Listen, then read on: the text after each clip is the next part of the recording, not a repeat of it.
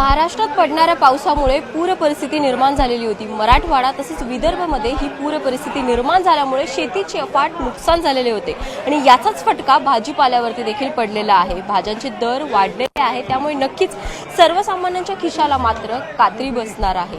सर्वांनाच जे गरजेचे असतात ते म्हणजे भाज्या घेणे, परंतु याच भाज्या आता महागल्याचं आपल्याला पाहायला मिळत आहे। कारण जी पूर परिस्थिती महाराष्ट्रात निर्माण झालेली होती त्याचाच फटका भाजीपाल्यावरती पडलेला आहे। शेतीचे अफाट नुकसान झालेलं होतं, यामुळेच भाज्या ज्या आहेत त्या महागल्या आहेत। नक्की भाज्यांचे आता दर काय आहेत याबद्दलच आपण माहिती घेणार आहोत।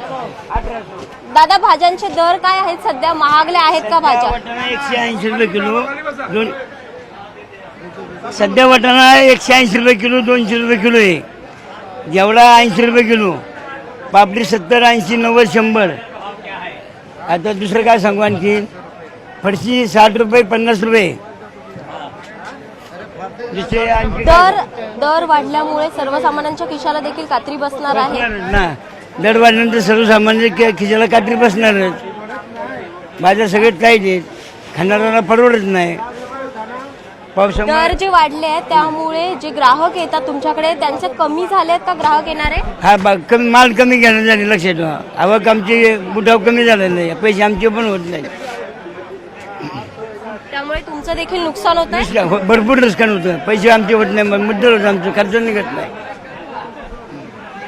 नक्कीच जर पाहिलं तर भाज्यांची आवक जी आहे ती भाजी मार्केटमध्ये कमी झाल्यामुळे आता दर जे आहे ते प्रचंड वाढलेले आहेत। याचाच फटका सर्वसामान्यांना देखील बसत आहे। तसंच विक्रेत्यांचं देखील म्हणणं आहे की आमचं देखील यामध्ये नुकसान होत आहे, असं देखील विक्रेत्यांचं म्हणणं आहे। आणि एकंदरीतच सर्वसामान्यांना नेहमीच भाज्यांची गरज भासत असते आणि याच भाज्या आता महागल्यामुळे सर्वसामान्यांच्या खिशाला मात्र कात्री बसणार आहे। व्हिडिओ जर्नलिस्ट सचिन कुबडेसह स्नेहा जाधव, न्यूज 18 लोकमत, दादर।